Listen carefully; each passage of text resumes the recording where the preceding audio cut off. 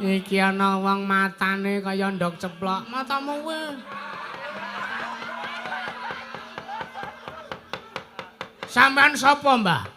Aku Begawan Dewantaka. Weh lah Begawan Dewantaka, pendhita anyar kowe. Iya. Pendhita anyar ning gapitmu ora kepeneran ya kowe. Mengentuk gawe turahan kowe. Wela aja sak geleme dhewe ngembe kelawan Begawan Dewantaka. Ayo apa-apamu pana kawan. Ento kowe ra nrimake kelawan anane Begawan Dewantaka ning negara Ngesti ingkang bakal murungke perang gedhit Bratayuda Jaya Binangun. Ayo dudu eneng kene papan neter kadigdayan. Oh, dudu nang kene papan neter kadigdayan nanging ning mlabar kawan kenteng waja janget senencang. Ayo apa-apamu wis nglangkai kandhane Begawan Dewantaka duka isa mboyong nglawan bendaramu sak kloron. Ayo wis ngalahke aku. Ayo gage dudu nang kene papan neter kadigdayan. Dudu nang kene papan neter kadigdayan penembas.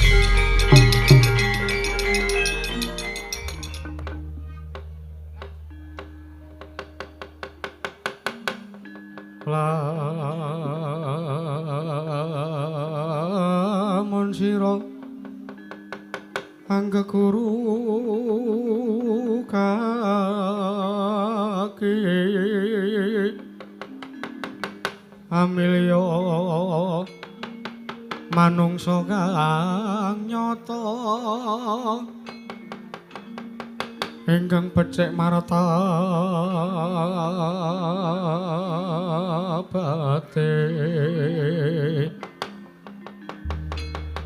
sarta kawruhing hukum kang ibadah lan rangi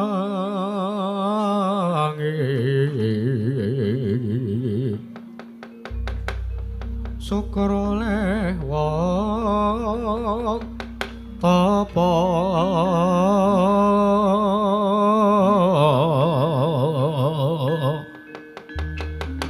ingkang was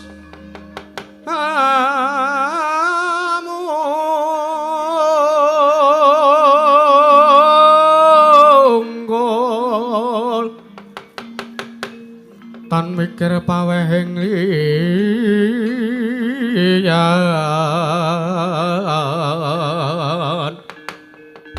iku pantes Guranana kaki sartane kawruhana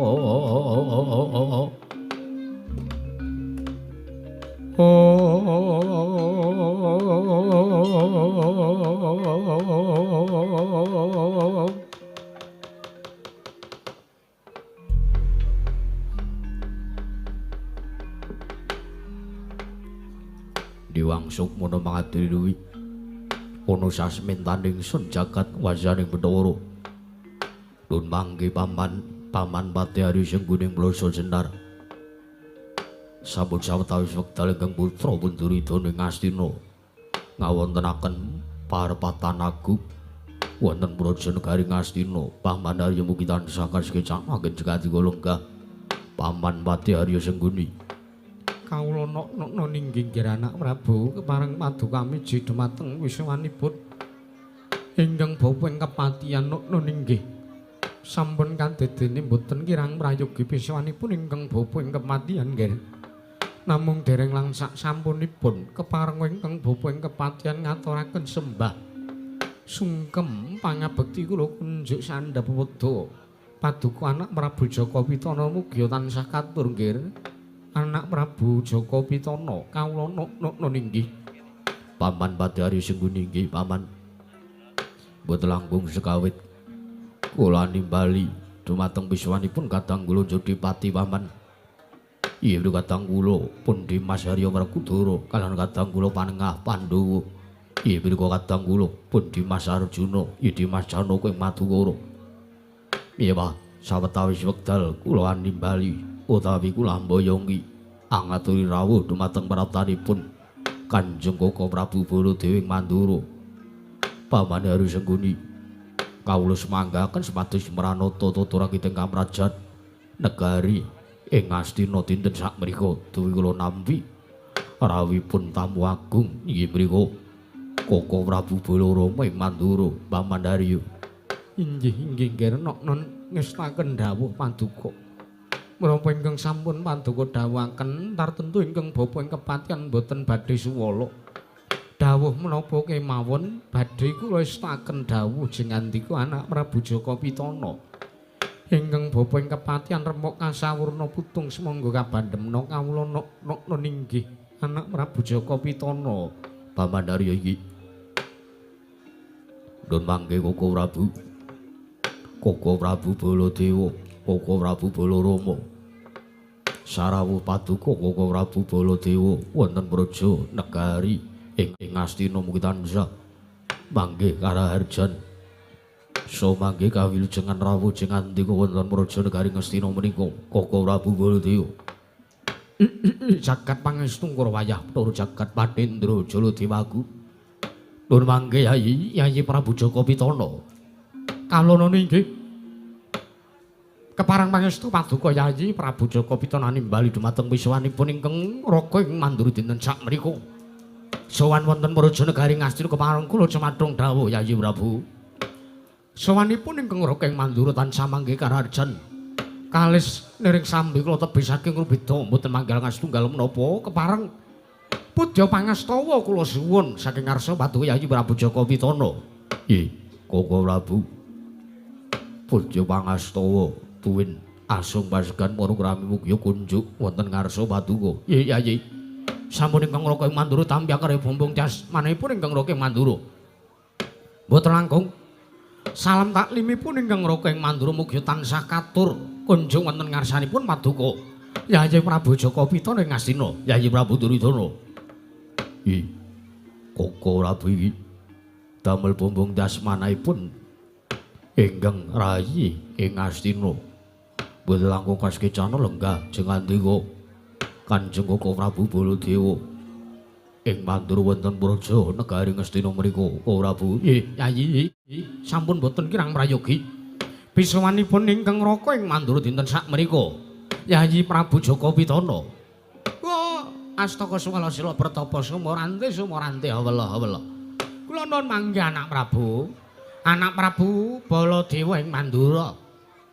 Sarawuh sing andika anak Prabu Baladewa, anak Prabu Balarama wonten praja negari Ngastina ingkang bapa ing saka lima ngaturaken karaharjan saha kasugengan. Mugi katur anak Prabu. bapa Mandura iki boten manggalangan setunggal menapa mangestu Paduka bapa baning saka lima sowan kula manggih karaharjan tebih saking rubeda. Kepareng kula ngaturaken salam taklim kula mugi kunjuk. Oh, iki anak Prabu Baladewa inggih. Mboten langkung kula damel bombong. Manahipun ingkang bapa ing saka lima nggih anak Prabu. Nggih, bapa rembani nggih. Kaskecaken. Nggih. Sampun boten kirang prayogi pisawanipun ingkang putra ing Mandura, bapa Mandurna. Wah.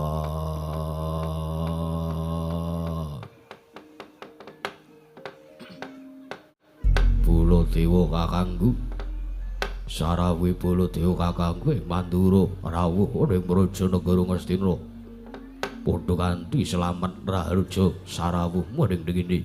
Lho, Werkudara iki ya pancen aku Kusik Dimas. Lakon dadi siadi Jodipati sowan lungguh ning negara Ngastina. Ya sekawit aku ditimbali ana ngersani Duryudana kakangku. Inggih wigati ana ing negara Ngastina iki ana nujung anyar, ana pendhita anyar katon. Aran Begawan Dewantaka ya Dewa Buddha. Mula Werkudara bakal suwita ana ngersaning Sang Penemban Dewa Buddha. Ya Sang Penemban Dewantaka. Oh, mangkono Dimas. Ya. Kowe iso ora kurang prayoga lungguhmu. Ya. Sembahe siadi tak tampa ora pengesu kowe tampanono Dimas Werkudara. Ya, tak gegem dadake jimat prayoga nggon mulungku. Ya. Kaya wis ora kurang kepenak praptanipun Kakang ning Praja Negara Ngastina nggonipun Kakang ditimbali sowan nyaket ana ngersani Yayi Prabu Jaka Pitana Dimas Werkudara. Koko Prabu sarwa paduka ingkang rayeng Madukara pun Arjuna ngaturaken sembah bekti kula kunjuk. Arjuna iki. Ya, kadangipun Kakang Panengah Pandhawa Janaka. Sembahmu tak tampa rale pangestuku tampanana ya Dimas. Nggih, sampun kepareng kula pundhiyakari jimat paribik. Ndayanana ing kasantosan. Pareng pangestu paduka badhe kula cancang puceng weni dumawing bidang rumeketing mredaya. Saestu dadosaken cahya nercahya daging rah kayiwanan Koko Prabu.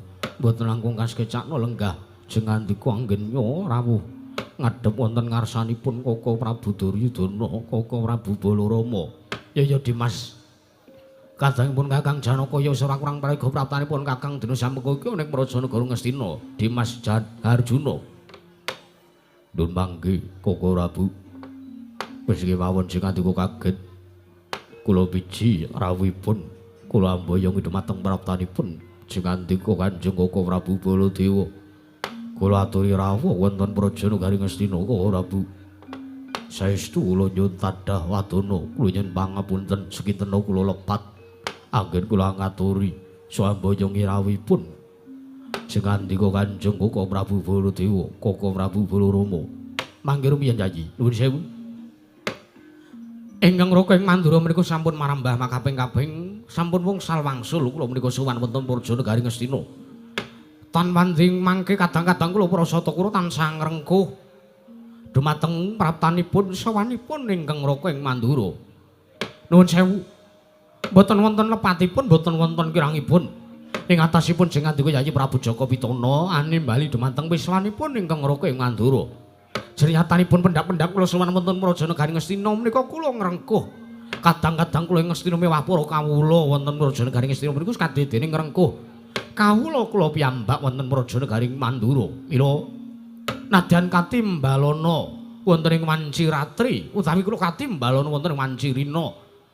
Tartantu ingkang Raka ing Mandura mboten badhe selak kula kedah ngugemi dhumateng kewajibanipun ingkang Raka ing Mandura. Anggen kudipun timbali sowan wonten ngarsanipun paduka Yayi Prabu Jaka Pitana, Yayi Prabu Duryudana.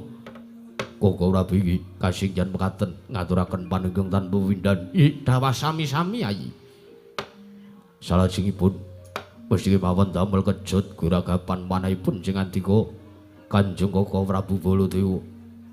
Wonten kula aturi rawuhipun wonten praja negari Ngastina. Wis kemawon dadosaken bingung gurawalan manahipun sing andika Kanjeng Koko Prabu Baladewa. Yayi kula nuwun sewu. Sewu-sewu kelapatanipun ingkang Raka ing Mandura Tadhawadana din sakmenika kula katimbalan sowan wonten praja negari Ngastina menika.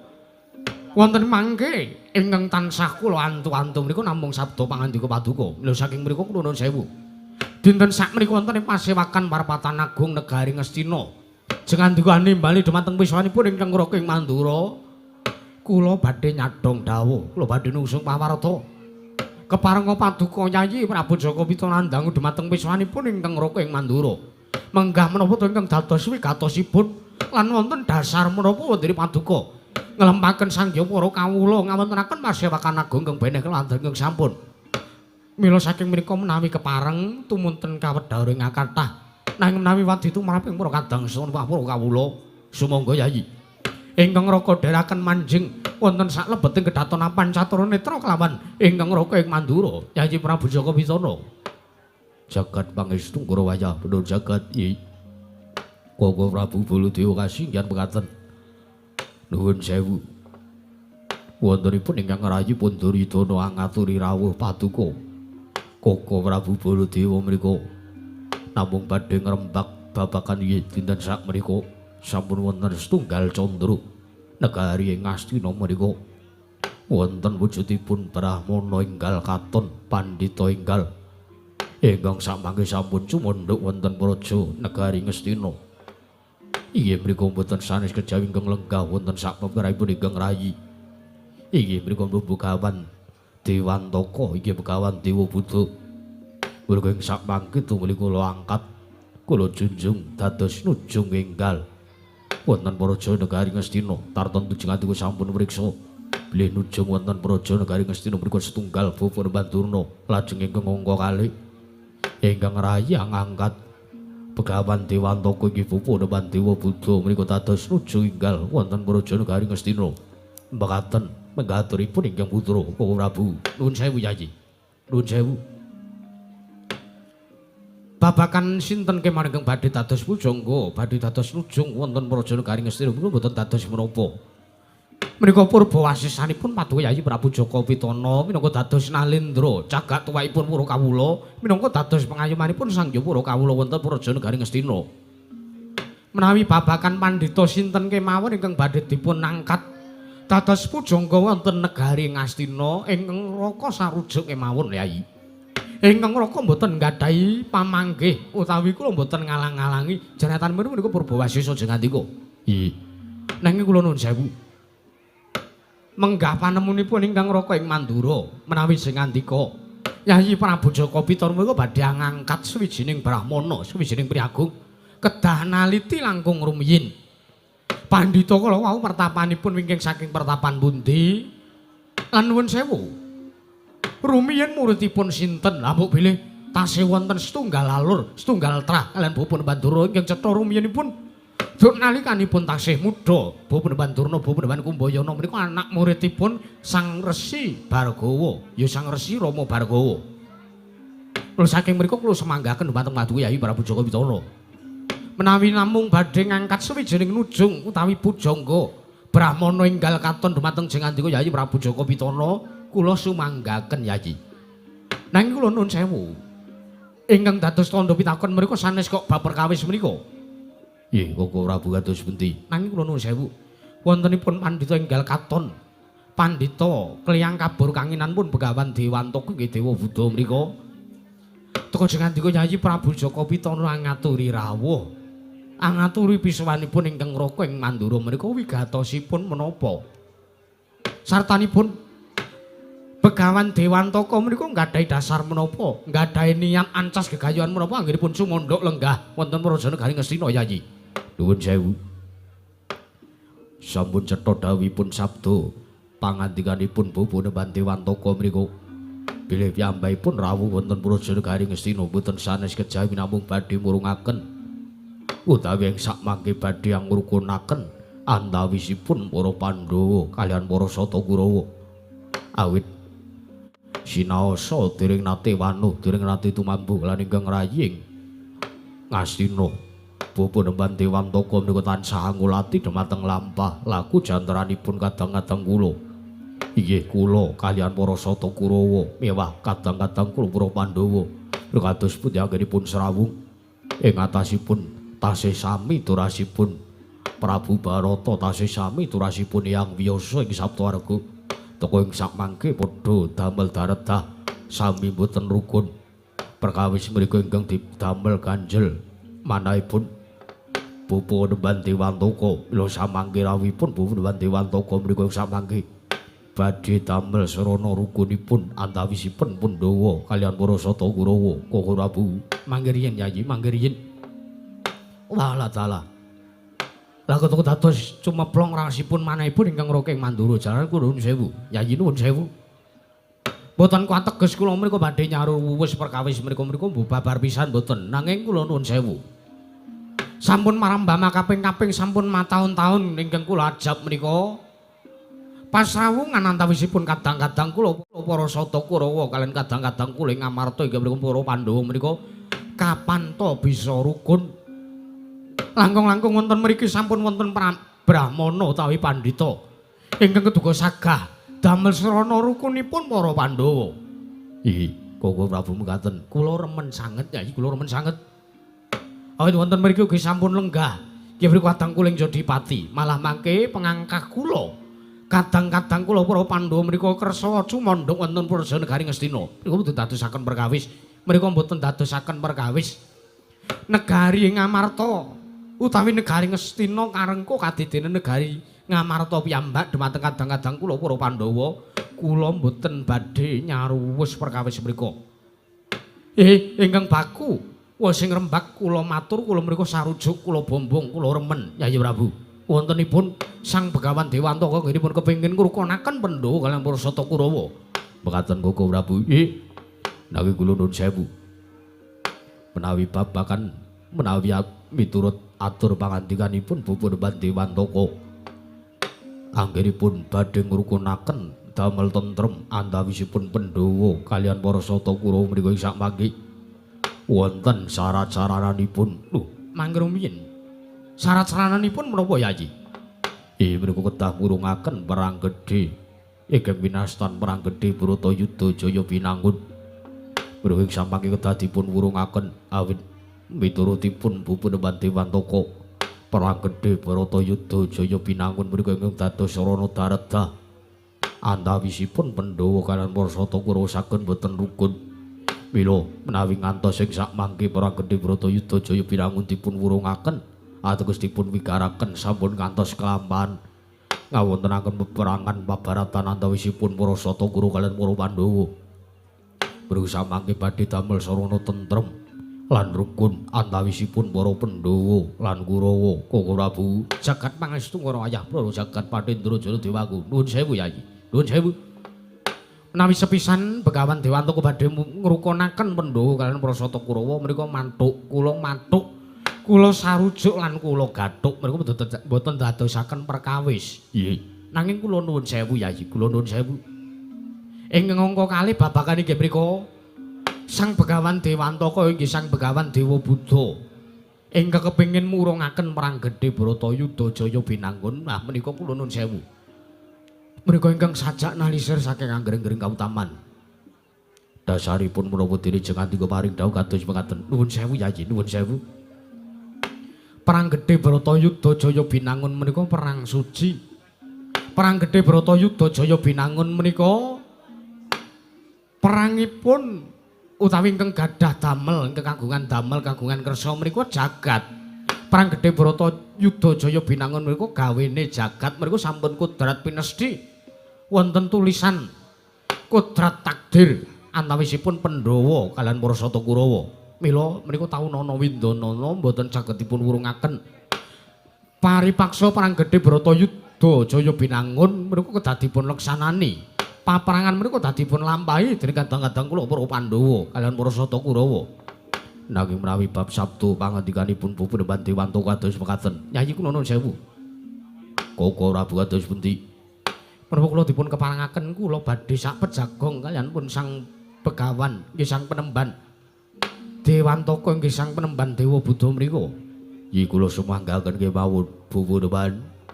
Ana dawuh menapa anak Prabu? Koko Prabu Baladewa ngersaken sak pejagong kelawan panjenengan. Iya, sak banjure kersane anak Prabu Jaka Pitana kepiye? Kula aturi majeng anggenipun rawuh. Kula aturi nyaket wonten ngarsanipun Koko Prabu Baladewa.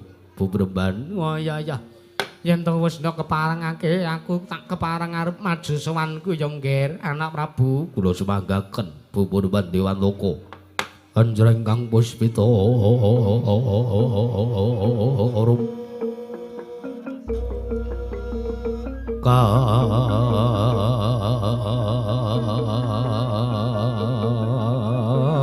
kasiliring samirana mbre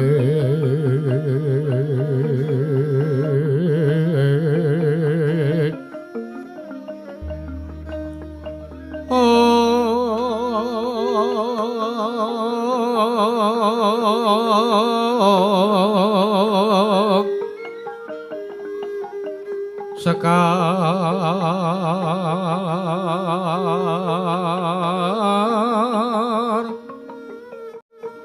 kadung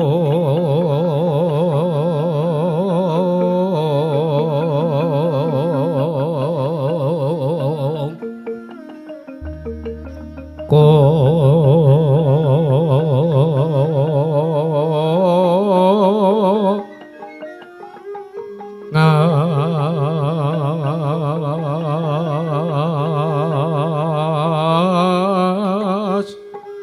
kandhanya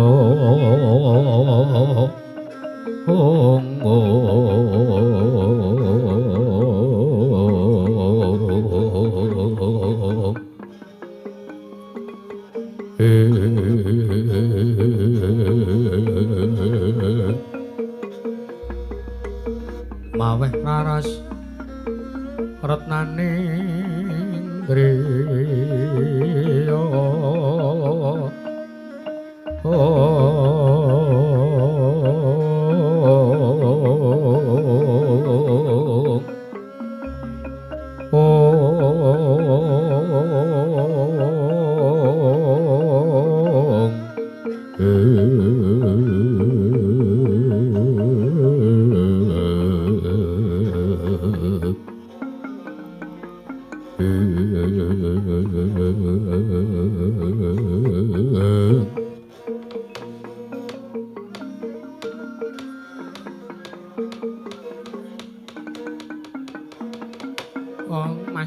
Sidam ngaring bawana langgeng anak Prabu Baladewa ing Mandura anak Prabu Balarama ana dawuhmu apa Begawan Dewantaka aja kaget kowe tak piji sowanmu ya lungguhmu tak kon nyaket ana ngarsaku wela mengko dhisik aku tak takon karo sampean yo sampean arep takon apa apa ya kaya ngono kuwi pambegane wong Mandura apa ya kaya ngono kuwi pranata carane negara Mandura lho dasarmu apa kowe paring dawuh kaya mangkono Bremban mengko dhisik ta yen to dipetung bab yuswa bab umur kuwi tuwa aku tinimbang Prabu Baladewa kowe tak dangu anak Prabu Baladewa kok sengguhmu lehmu mangsuli kelawan aku sajak kaya wis tepung suwe karo aku. Ning atase kowe iki tinemune taruna kowe kudu mbasani. Sartane kudu ngabekti kelawan werda. Aku iki werda kowe taruna kowe ngabektenana ngajenana kelawan aku. Jernyatane kepiye wae aku iki lungguh ning negara Ngastina iki aku sing disepuhke. Aku sing dituwake dianggep dadi pujangga aning praja negara Ngastina. Apa ya kaya ngono kuwi trajangane nata Mandura sartane apa ya pancen kaya ngono kuwi. Kawula Mandura yen to karo ratune dhewe. Lho, Kusi Begawan. Kusi Bremban. Sik. Lah kok dadi kowe nyendhu kelawan ature Prabu Baladewa iki mengko dhisik. Aku ora basa kelawan sampeyan kuwi merga ana jalarane, ana dasare. Dasarmu apa, Gusti? Pranatan negara Mandura kuwi yen to kowe kepengin diajeni, kowe ngajenana. Yen to kowe dibasani, kowe mbasanana kelawan aku. Mula aku tekan kene iki aku kuwi wis suwe, wis mataun-taun srawung karo kadang-kadangku Prasata Kurawa. Aku wis mataun-taun srawung karo Yayi Prabu Duryudana. Tur nuwun sewu. Praptamu tekamu ning Prajanagara Ngastina kuwi lagi wae, lak durung suwe. Tur yen tak sawang seka Grigating paning almu kowe iki pandhita ingkang lagi wae madeg Brahmana. Kowe ngoncat saka kasatriyan, kowe nglukar basa kasatriyanmu tumuli kowe mbusana kabrahmanan, kowe madeg Brahmana. Tumuli kowe swanana ngersani Yayi Prabu Jaka Pitana kowe arep dadi nujung negara Ngastina. Ya ngono ora? Lha ya wis ora dadi ngapa sinuwun wis ora dadi ngapa yen to pancen kowe ora gelem mbasani kelawan Begawan Dewantaka ya ora dadi ngapa ya wis mergo pancen Prabu Baladewa kuwi ya wis kaya mangkono kuwi peratanane yen to kowe pengen dibasani ya kowe mbasanana kelan nata Mandura Prabu Baladewa ya wis ora usah dirembug mundhak kedawa-dawa perkarane. Iki mau aku ditimbali ngadhep ana ngarsane anak Prabu Baladewa. Ayo. Sinuwun maringa dawuh. Aku wis maju sowanku. Ngendikane anak Prabu Duryudana, Prabu Baladewa kepengin sak pejago ngadu arep kelawan Begawan Dewantaka. Ayo ana wigati apa anak Prabu? Begawan Dewantaka. Ana dawuhmu apa? Aku tak takon karo sampean. Iya anak Prabu arep takon apa? Ancas gegayuhanmu ngrukunake para Pandhawa lan Kurawa kuwi dasare apa? Ya men rukun wae.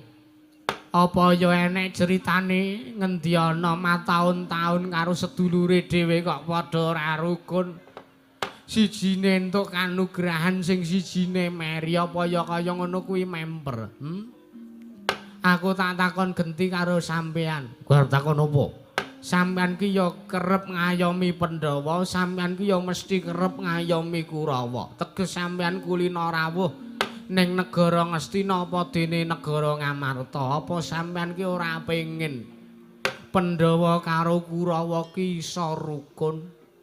Apa sampean ora pengin Pandhawa karo Kurawa iso tentrem kahanane, padha ora daredah, padha ora cecongkrahan, ananing momat sinamatan daya dinayan. Apa sampean ora pengin kaya ngono kuwi? Lho. Yen to Pandhawa lan Kurawa rukun aku seneng wae, aku mathuk wae. Ning siji sing dadi abot penggalian Nata Mandura ki siji. Mau ngendikane Yayi Prabu Duryudana, jarene Begawan Dewantaka arep ngurungake perang gedhe Bratayuda. Apa kuwi pancen nyata? Lho ngene anak Prabu ngene. Syarat karo kunane Pandhawa karo Kurawa kuwi waton perang gedhe Bratayuda Jaya Binangun wis wurung. Mangka nuwun sewu. Perang gedhe Bratayuda Jaya Binangun ki rak kejem. Perang gedhe Bratayuda Jaya Binangun kuwi perkara sing wengis. Sebab apa ora wurung yen to nganti kelakon perang gedhe Bratayuda Jaya Binangun mesti eneng kono akeh kawula Ngastina apa dene Ngamarta ingkang padha ora mangerteni kenthang kimpuling lelakon pojok plereting kahanan padha kesempyoke ngaradan. Wong-wong sing ora duweni dosa mesti padha tekaning pati. Turya mesti akeh prajurit-prajurit sing padha babak kulite, padha putung balunge, padha ninggal kelawan kulawarganing mung merga perang gedhe Bratayuda Jaya Binangun. Kamangka sing melu perang gedhe Bratayuda Jaya Binangun kuwi wong-wong sing padha ora duwe dosa. Apa sampean ya mentala nyawang kanan sing kaya ngono kuwi? Apa sampean mentala? Sampean takon bayangke kanan perang gedhe Bratayuda Jaya Binangun. Sampean nyumurupana kawula-kawula kae sing padha ora duwe dosa. Apa sampean mentala yen to perang gedhe Bratayuda Jaya Binangun kelakon sing dadi kurbane para kawula Ngastina lan Ngamarta dadi kurban mung merga ngrebut negara. Mangka nuwun sewu, kawula kabeh kae kawula cilik ki ora dikeparengake cawe-cawe melu perkawis kaprajan, ora dikeparengake melu-melu perkara rembug ning kraton. Apa ya bakale kelakon perang kraton siji lan kraton loro kelakon sing dadi korbane para kawula. Kuwi padha karo kawula ki wis ngetahi nyamane kanggo nguripi para pejabat-pejabat priagung-priagung sing lungguh ning negara Ngastina apa dene Ngamarta. Apa ya tegel sampeyan anak Prabu? Apa ya wis pancen sampean ki ora duweni ati sing resik, ora duwe ati sing apik, ora iso nyawang kanane para kawula. Sik, Peneban, sik. Ana perkara sing kudu tak benerke. Perkara apa? Sik to. Kok sampeyan arep ngurungke perang gedhe Bratayuda Jaya Binangun ki coba nuwun sewu. Perang gedhe Bratayuda Jaya Binangun kuwi sing duwe gawe dewa, sing duwe gawe jagat. Mongko perang gedhe Bratayuda Jaya Binangun kuwi kudu kok perang wengis, perang kejem, perang ampyak awur-awur. Sing mbok kandhake kuwi dudu. Perang gedhe Bratayuda Jaya Binangun kuwi perang sing nganggo pranatan, ora kok sak geleme dhewe. Ora kok perang sing mung butuh mateni siji lan sijine. Ora kok teges perang sing butuh mateni prajurit siji lan prajurit sijine. Kuwi babar pisan ora. Ning rak padha wae. Mesti neng kono ana kurban, mesti neng kono nuwuhke kurban. Mbuh kawula Ngamarta, mbuh kawula Ngastina mesti bakal dadi kurbaning perang gedhe Bratayuda. Saiki aku tak takon. Kowe arep takon apa? Negara Ngastina karo negara Ngamarta, Kurawa karo Pandhawa ora rukun, kuwi ana sababe apa ora? Lho, Yen to miturut aku ana sababe. Mungguhmu piye sababe? Sababe ya dasare kuwi merga nalikane ngrebut negara Ngastina iku semana Yayi Prabu Kurupati wis diparingi kalungguhan minangka adipati ana ning negara Ngastina. Kamangka pestine Sinuwun Prabu Pandhudewanata nalika semana lamun to negara Ngastina Lamun to para Pandhawa wis ndungkap dewasa negara wis kudu dibalekke marang panguwasane para Pandhawa. Kuwi rak mung crita. Sampeyan ora ngerti kasunyatane. Sampeyan mung nampa crita jarene karo jarene. Iki sing wis buntas kawruhe.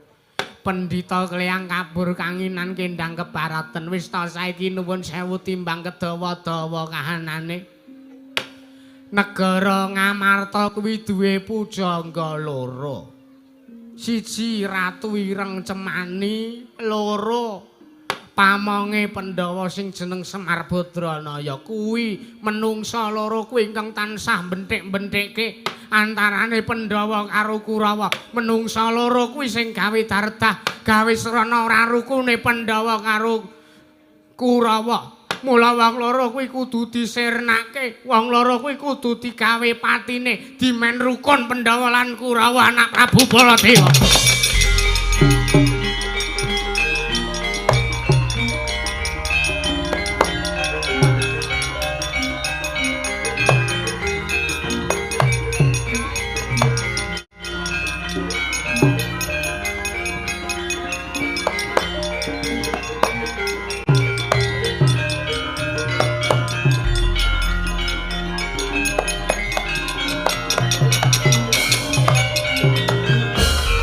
Muntap lir kentap duka yayasine pi netra kocak ngondarandir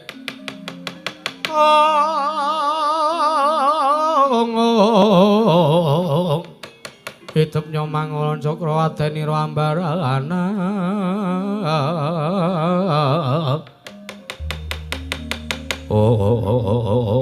panus maling jajalan sekretaning bana iblis lanat wila pancen menungso rata tanan menungso murang toto Begawan Dewantaka ana dawuhmu apa sajak mbranang pasemonmu kowe ora nrimake karo ngendikane Begawan Dewantaka pancen aku ora nrimake sing dadi aturmu kuwi mau aku tak takon karo kowe ngerti ora aku ki sapa kowe ngerti ora ayo kowe iki sapa? Aku takon karo aku.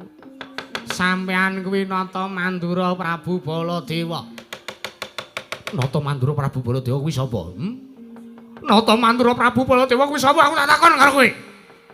Ayo Ratu Mandura iki piye to ki wong ki?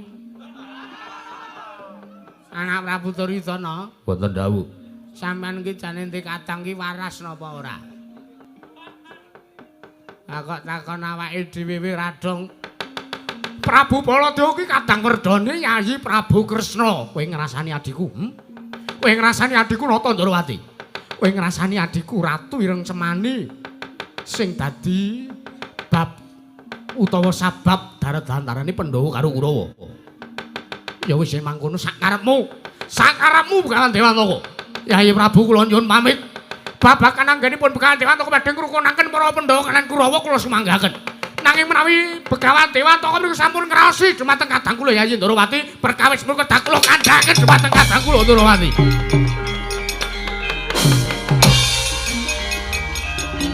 Lah wong ngene.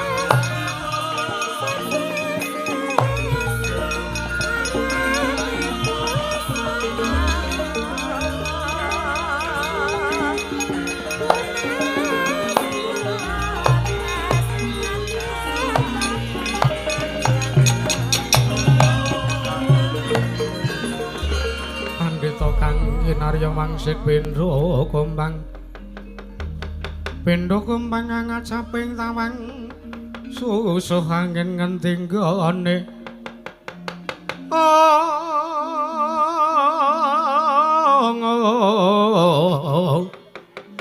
susu angin kenting kone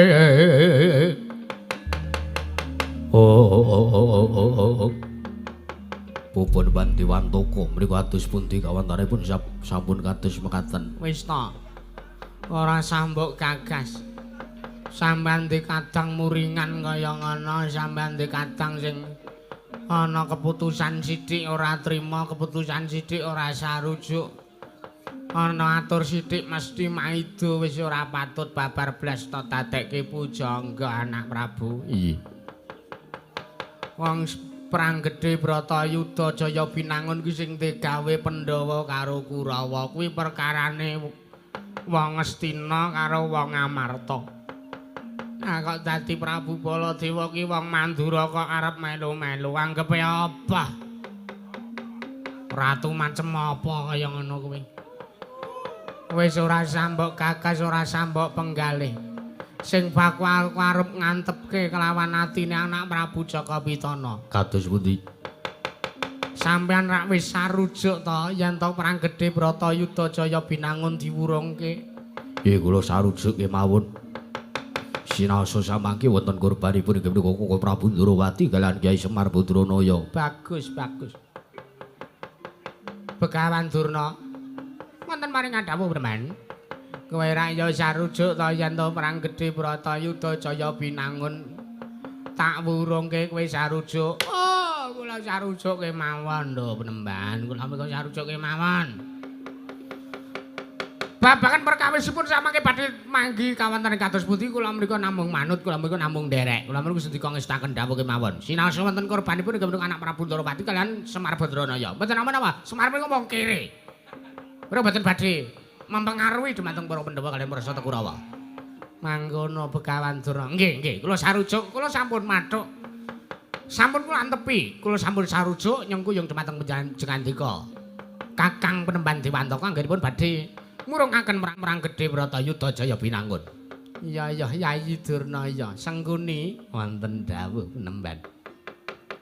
Kowe rak ya wis sarujuk yen to perang gedhe Bratayuda Jaya Binangun tak wurungake. Nggih kula sarujuk mawon. Malahane Kurawa mboten ketayalan nglakoni peperangan. Pandhawa ugi mboten ketayalan mati mungsuh para Sata Kurawa. Iya. Raden Werkudara Ana dawuhmu hawa.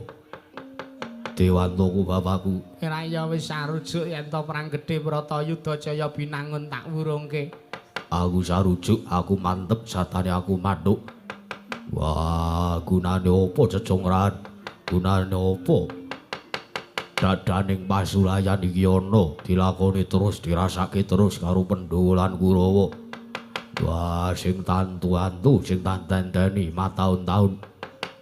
Kapan boyo Pandhawa lan Kurawa bisa rukun? Mangkono Werkudara. Yo.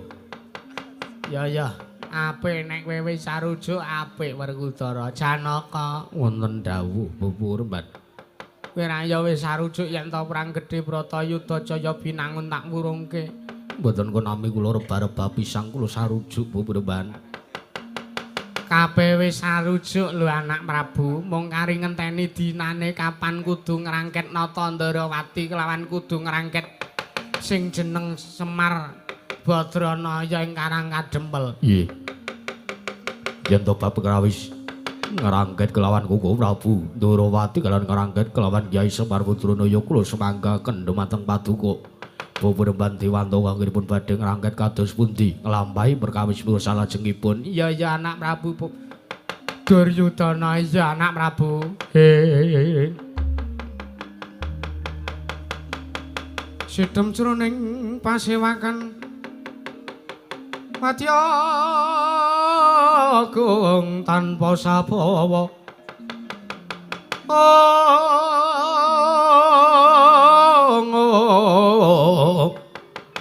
Kapraban dening Sang Nalendra Tama.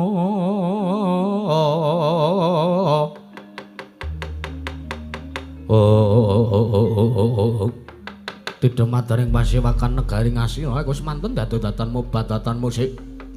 Legek nganti kaya prati mau golek kencana nata ing Ngastina. Iku semanten dadosaken Kanjeng Panungga Warju. Warju jaring wong inang warju jaring maca. Inango durung abang, durung wandhe kasaru dasaring pertolo. Biak ngarsana tekeping punika waseban bono amuk. Kasaru dereng ngantos paripurna. Anggenya sampe mbal wacana praptanipun utusan saking Karang Kadempel. Nenggiat Maja. Saking Lurah Semar Badara inggih sang Lurah Petruk Antrong Bolong Semawen Lurah Bagong. Reweber-weber mindhang wonten Daturi Praja Negaring Sedaya kakek kagiat sang Kang Samya Mulat.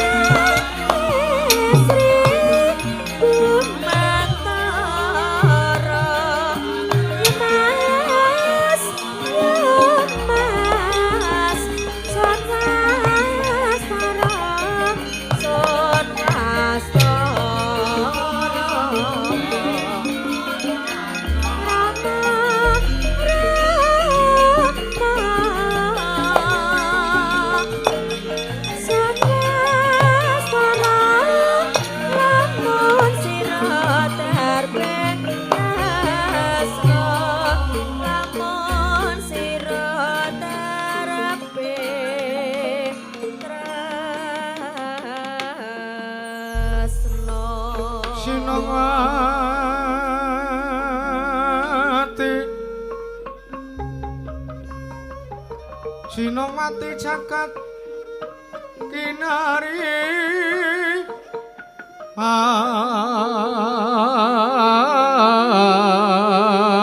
among mbak lumembak ombak ing samudra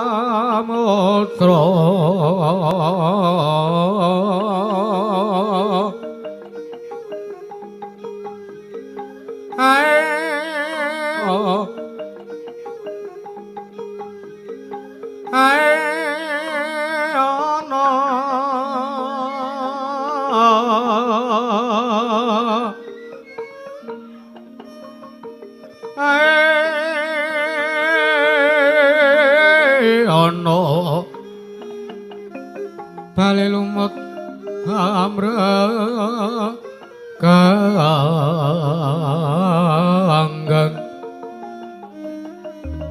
awita denceng-dencengan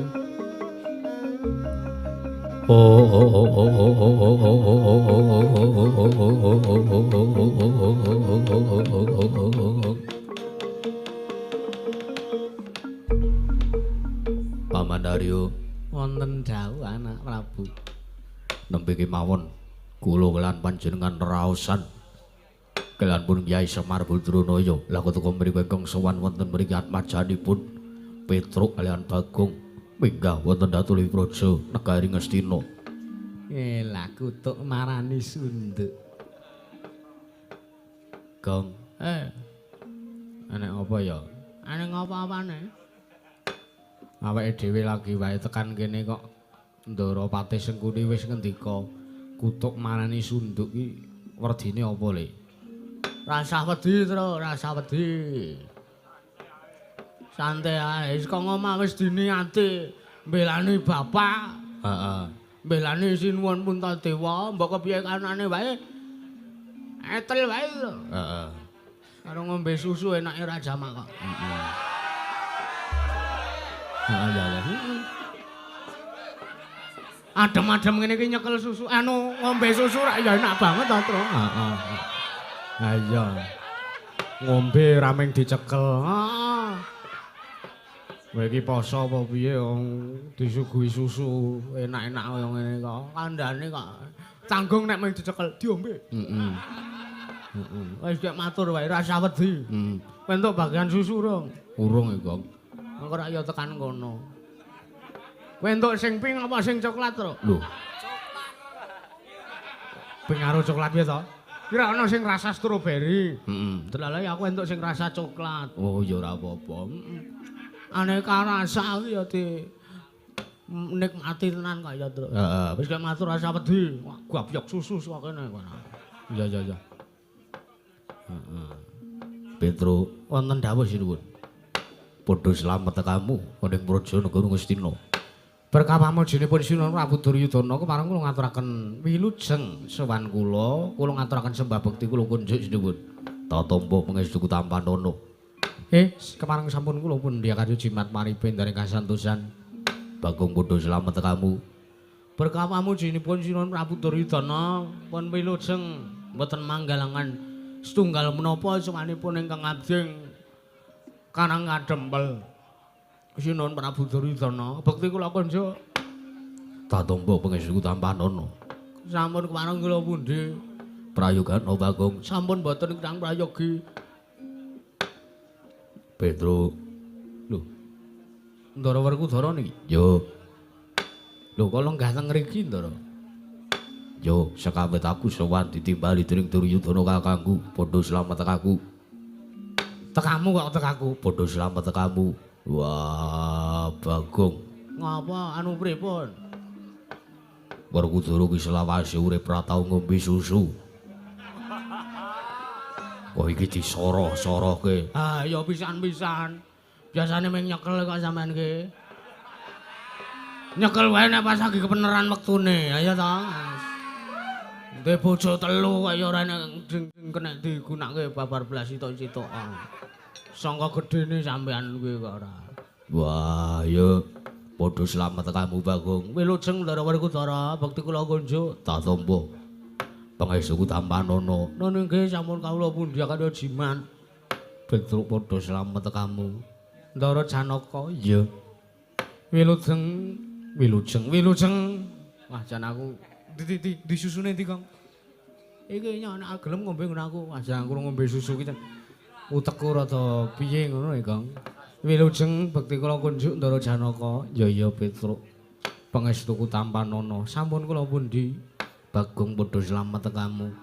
Sampun mboten kirang prayogi wilujeng sowan kula bekti kula kunjuk Ndara Janaka. Iya. Tak tampa pangestuku tampanana Bagong. Nggih, sing putih dugi mriki punan. Apa Gong? Susu, Tru. Putih banget iki lho. Ayo ora. Peramatan apa ya, Tru? Apane?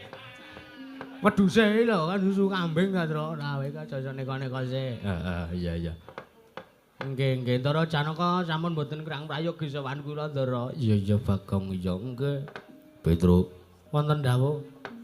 janur gulung kadengaren sowanmu tanpa tinimbal ning Praja Negara Ngastina. Ana wigati apa? Apa pancen sowan saka karepanmu dhewe? Apa diutus dening wong atuamu Semar Badranaya? Kepareng matur wonten ngersanipun Sinuwun Prabu Duryudana lepat atur diagung pangaksami. Ya, ora dadi ngopo? Nggih, sinuwun. Ingkang sepisan sowan kula ngaturaken sembah bekti kula kunjuk ndungkap ingkang angka kalih sowan kula menika boten saking pikajengan kula piyambak. Nanging sowan kula menika dapur dipun utus dening bapak kula Semar Badranaya. Inggih pamongipun para Pandhawa ingkang kadempel inggih menika kula dipun utus dening tiyang sepuh kula inggih menika Rama Kyai Semaya dawuh kalan kula supados sowan wonten praja negari ing Ngastina. Yo.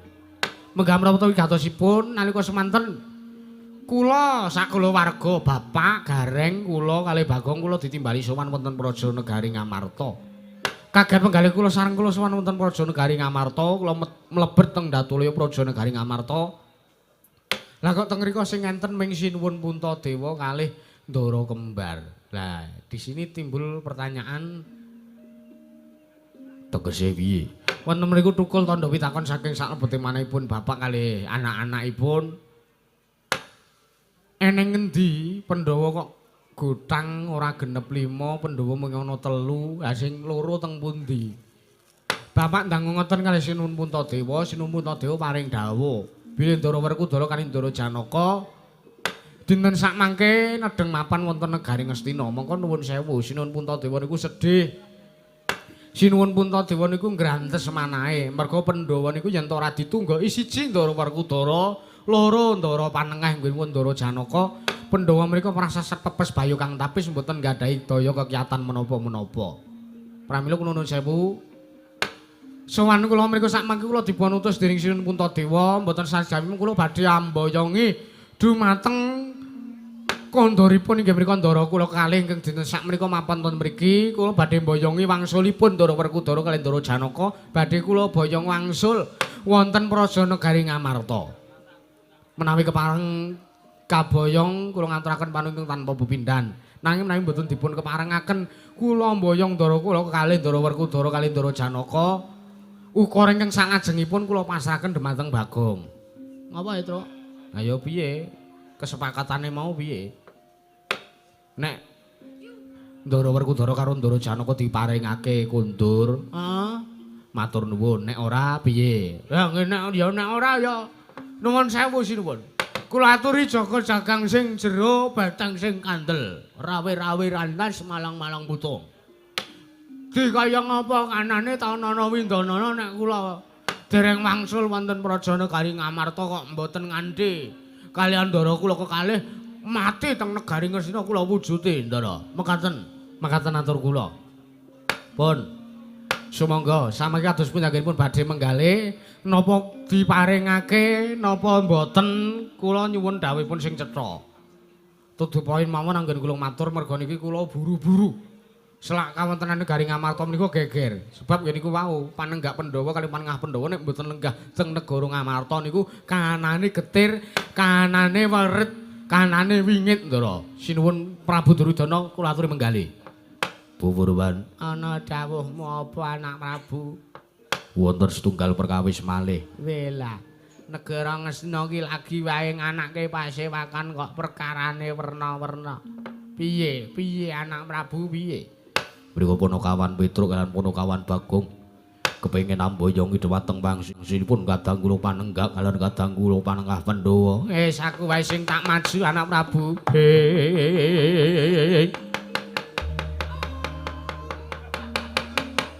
Pandhita kang kinarya wangsit pindha gombang. Pindha gombang ngajaping tawang.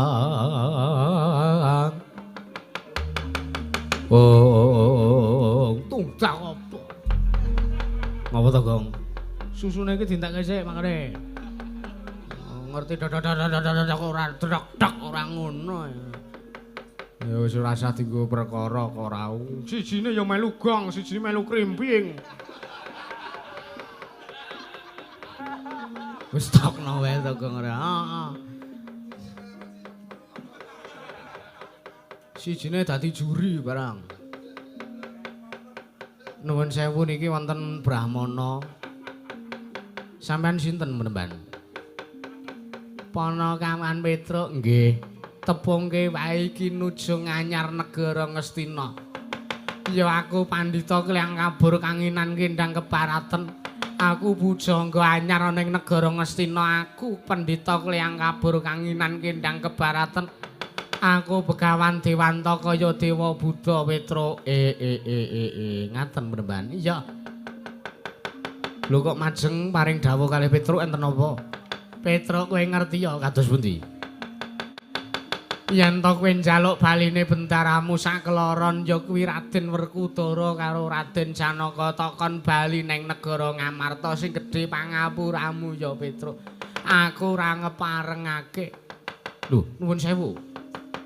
Panjenengan boten ngeparingaken kedahipun sinuwun Duryudana ngeparengaken sebab kula nuwun sewu kula wonten mriki menika sowan wonten ngersanipun sinuwun Prabu Duryudana. Kula mboten sowan wonten ngersanipun Sang Penemban Dewantaka. Kula mesti nyuwun dawuhipun sinuwun Prabu Duryudana. Ya mestine wae ngono Petruk ning wiwit wektu sak candra kepungkur aku diangkat dadi nujung pujangga negara Ngastina.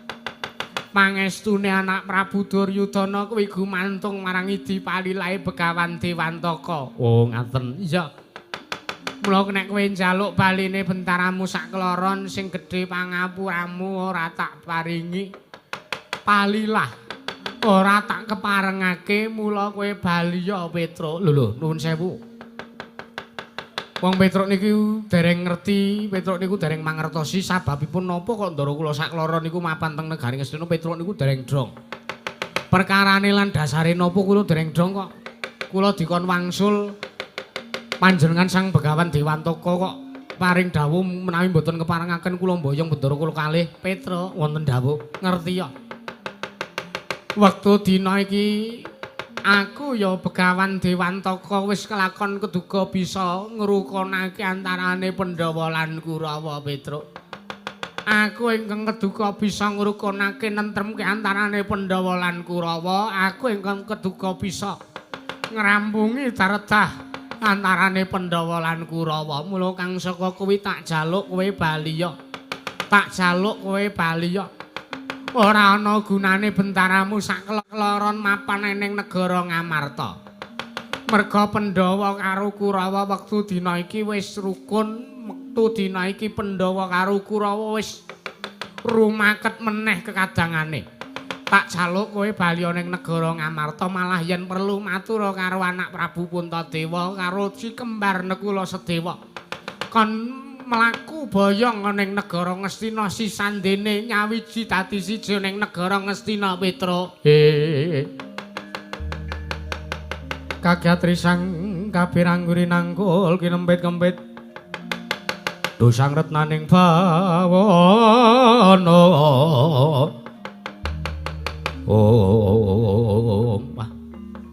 Nuwun sewu, Remban. Nuwun sewu kula kok kaget, kula kok rada makdhek ati kula. Sareng kula midhanget pangandikanipun Begawan Dewantaka. Piye rasamu piye? Nuwun sewu, Remban.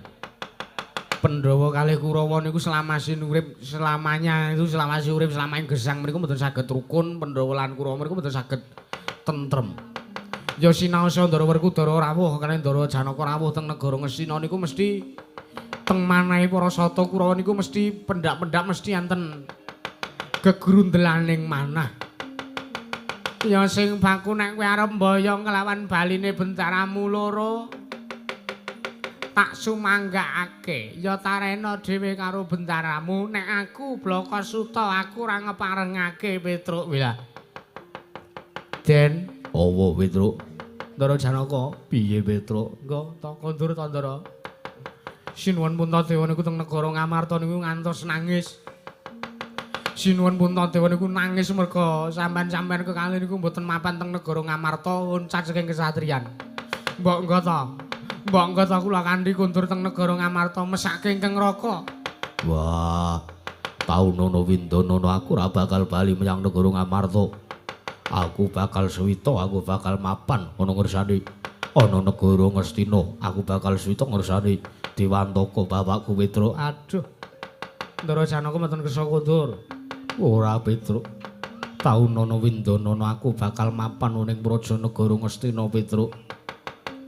Kowe ayo. Nek pancen kowe arep mboyongi karo bentaramu sakloron tak sumanggakake. Ning ngature bentaramu sakloron wae wis ora sarujuk ora gelem yen to diboyong ning negara Ngamarta. Malah kowe tak menehi dawuh ya Petruk. Kowe tak menehi dawuh. Iki mau Pandhawa karo Kurawa wis rukun. Perang gedhe Bratayuda Jaya Binangun mesti ya kudu tak wurungake Petruk.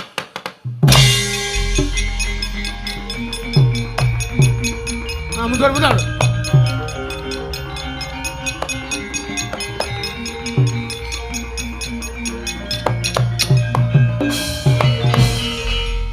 Gong.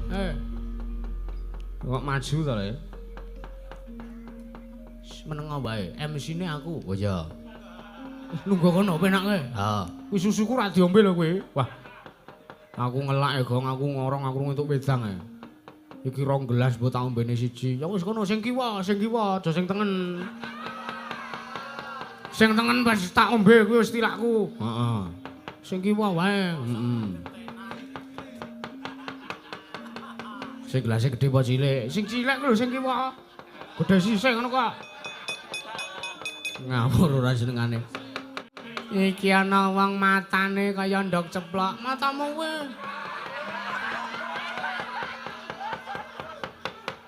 Sampeyan sapa, Mbah? Aku Begawan Dewantaka. Weh lah Begawan Dewantaka. Pendhita anyar kowe. Iya. Pendhita anyar ning gapitmu ora kepeneran ya kowe.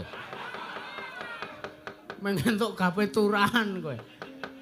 Wela aja sak geleme dhewe ngembe kelawan Begawan Dewantaka. Ayo apa-apamu pono kawan. Kowe iki ming kere-kere kok kowe arep mboyong nglawan bentaramu sak kloron. Dudu kok kuwi perkarane penemban. Oke, ora masalah. Ora dadake perkara. Yen to bendaraku loro ki ora kersa, ora kesdu, ora pok keparengake tak boyong ning negara Ngamarta. Ning siji sing dadi atine Bagong runtik. Sing dadake atine Bagong rumangsa nek. Apa ya, Tru? Ambo. Gawe leh mung rakit ukara piye? Wah, kok ya lali to ya. Sing gawe Bagong atine ora mathuk siji. Apa? Sampeyan arep ngrukunke Pandhawa karo Sata Kurawa kuwi wis sip, kuwi wis bener. Pancen kuwi sing tak jangka. Pandhawa karo Kurawa kapan iso rukun? Kurawa kuwi nek tekan negara Ngamarta mesti pendak-pendak gawe geger. Kurawa nek tekan negara Ngamarta mesti pendak-pendak gawe kahanan sing ora prayoga. Kuwi sing tak jangka Pandhawa Kurawa rukun. Ning. Siji perkara sing gawe ora trima atine Bagong, sampeyan arep murungke perang gedhe Bratayuda Jaya Binangun, sampeyan arep murungke perang gedhe Bratayuda. Ki sing gawe ora trima atine Bagong iki. Wilah. Aku tak takon karo kowe apa kowe tegel, apa kowe mentala nyawang kahanane para kawula. Sing padha ora duweni dosa ora mangerteni kentang kimuling lakon pojok plereting kahanan kesempyoke ngaradan perang gedhe Bratayuda. Dudu kok kuwi, Mbah. Sing dijangkahi dudu kok kuwi. Sing dijangkahi dudu kok patine kawula sing padha ora paham-paham masalah kuwi ora. Ning perang gedhe Bratayuda Jaya Binangun kuwi gawene dewa. Kuwi wis mesti ning kodrat. Gusti iki wis nulis ana ing Lauhul Mahfuz antarane Pandhawa lan Kurawa ora bakal bisa rukun lan antarane Pandhawa lan Kurawa besok lamun titi wayane mangsa kala kudu nglakoni perang gedhe Bratayuda Jaya Binangun. Kuwi wis ditulis ning tulisan kodrat takdir. Apa, Tru? Mbo, awe aku ora tau ngaji ya, Gong. Wah. Payah kowe tak jakne ya ming mendonong tok. Kowe wis ora iso diselaki, kowe ora iso diowaki peneman. Nek kok sampeyan nek arep murungke perang gedhe Bratayuda jajal tak takon, sampeyan ngerti werdine perang gedhe Bratayuda Jaya Binangun ora? Perang Bratayuda enek pira sampeyan dong ora? Enek pira? Kapirang dadi pirang periode? Pirang macem? Yen ta miturutmu ana pira? Ana 3. Siji perang gedhe Bratayuda, loro perang Bratayuda, 3 Baratayuda. Kuwi beda-beda kabeh. Perang Bratayuda, Brata kuwi teges laku, Yuda kuwi wis ngarani perang sing nganggo laku. Yuda kuwi tegese perang, Brata kuwi tegese laku, perang sing nganggo laku, ora mung perang ngampi awur-awur. Neng perang sing nganggo tatanan, Mbah. Sampeyan aja sak geleme dhewe. Loro perang Bratayuda. Branta ki teges katresnan, Yuda ki wis ngarani perang. Tegese perange wong sing lagi nglakoni katresnan utawa kasmaran. Tresna kelawan derajat pangkat, tresna kelawan negara siji lan sijine diperjuangke. Telu Bratayuda. Barata wis ngarani Pandhawa Kurawa kuwi trahe Prabu Barata. Kuwi perange Pandhawa karo Kurawa, perange trahe Prabu Barata. Ya kuwi Pandhawa karo Kurawa putune Sang Begawan Sawatra. Mbuh. Wah. Aku lali putune Sang Penemban Wiyasa. Putune Sang Penemban Wiyasa kuwi sing digawe Pandhawa karo Kurawa. Saiki tak takon, sampean ki sapa? Hah? Sampeyan ki Pandhawa ya dudu, Kurawa ya dudu, meng kaya ris-rispa. Ris-rispa kepiye nemplek rono, nemplek rene ora ana gunane. Mula sampeyan arep ngurungke perang gedhe Bratayuda Jaya Binangun kudu isa. Satu. Apa terus? Saterusé apa? Ambo. Buku catetanku kuwi malu. Ambo. Aku kok kurang nggawa buku catetan kok nyusu sik wae kowe. Duh, piye ya iki ya?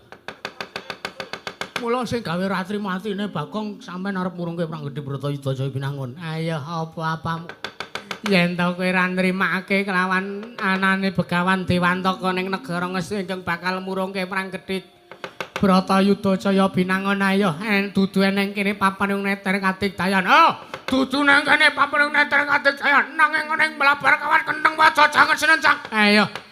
Apa-apamu wis nglangkahi kandhane Begawan Dewantaka duka isa mboyong nglawan bendaramu sak kloron. Ayo. Wis ngalahke aku, ayo. Gage dudu nang kene papan neter katigdayan metu njaba Panakawan. Piye? Metu njaba. Kadung dinae susu kok metu njaba piye to? Wambemu gong ora.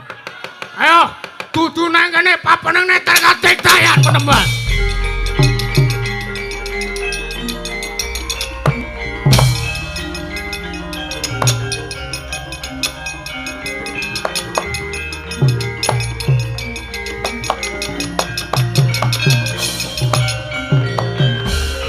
Gong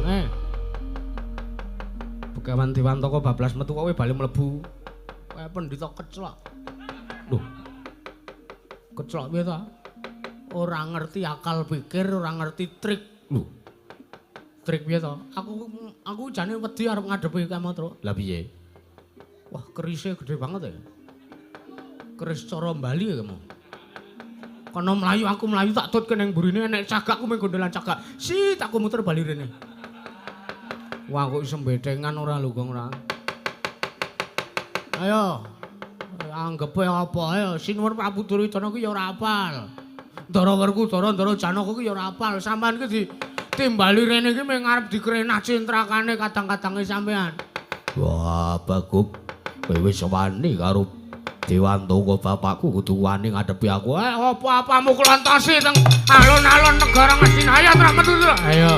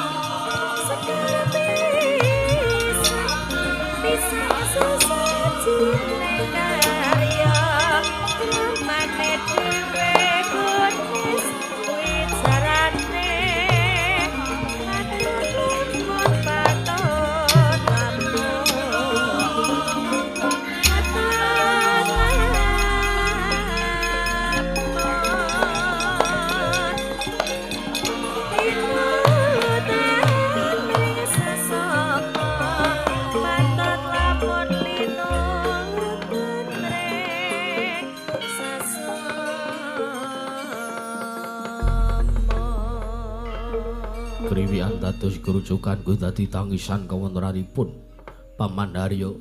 Kanjengipun nggih.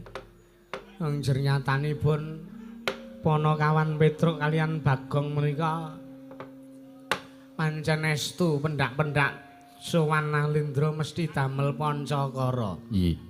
Sampun kula aturi masrahaken perkawis menika dumateng inggih menika pun Kakang Penemban Dewantaka kemawon anak Prabu. Oh, sampun waskuwatos lho anak Prabu. Ing samangke ingkang Bapak ing sakalima ugi ingkang badhe sak biyantu angrumajangi dumateng lampah utawi tindahipun Sang Penemban Dewantaka menika anggenipun badhe murungaken perang gedhe Bratayuda Jaya Pinangun. Maring samangke kula suwun dawuhipun Paduka anak Prabu Duryudana. Bencang dinten menapa dintenipun dipun mesthekaken sekalian kemawon.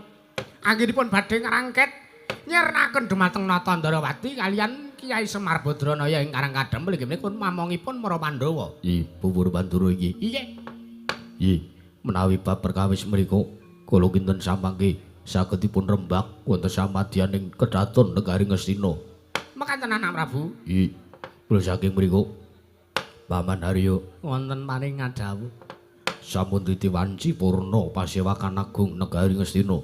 Keparengipun anak Prabu Jaka Pitana. Bubaru kang padha sibuk jenenge Sunadya Kundura Kedaton. Nok-non ngestaken dawuh nyuwun pamit madal pasilan nggih. Nggih, ngatos-atos sampun kados lari alit Paman Pati Hari Sengguni. Pupur Bandurna, Wonten dawuh. Dimas Werkudara. Ana dawuhmu apa? Duryudana kakangku. Dimas Panengah. Wonten paring ngadhawuh Prabu. Ayo ndak kanthi kembul bujana. Onding Pok Datulaya Praja Negari Ngastina. Usumadya daharan Kedaton Negara Ngastina. Oh, ngaturaken manung tanpa pepindhan anak Prabu, jeng ngandika anyugata. Wujudipun daharan dumateng Kang Bapa. Ngaturke panuwun Duryudana kakangku. Ngaturaken matur sembah nuwun Koko Prabu. Lajeng kula kados pundi? Paman Haryo, Wonten dawuh. pakaryan kedah dipun rampungi. Ah, nggih, nggih. Menawi sampun rampit pakaryan jeng ngandika kula kanthi kembul bujana. Ah, nggih. Ampun dintekke lho. Mboten. Ah, nggih. Nyuwun pamit anak Prabu. Ngatos-atos Paman Pati Hari Sengguni. Purna katining mananggilan. Arsa Sang Nata Kundura Kedaton saking Dampar Coro kinambit gambaran gandeng. Kadharaken Sang Jarung Puromban jadi manggung tanggung Joko Paloro ingkang samya ngambil pacaring Prabon. Kaisian saking Mandura tindak nyosang Sri Narana lamun katun saking Pandhawa tansah sesanti kamulyane.